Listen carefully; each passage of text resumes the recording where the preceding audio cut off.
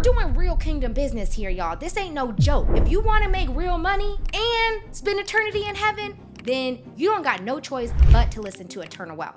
This is it. This is where you need to be.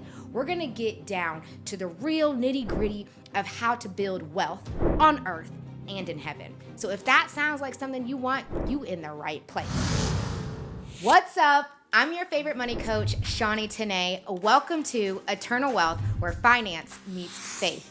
If you're new here, be sure to click that subscribe button. We're going to be covering real actionable strategies to build wealth around budgeting, saving, giving, investing, generating income, debt reduction, credit boosting, starting businesses, and so much more. Because if you're anything like me, when I first got into the Bible, I was like, absolutely not.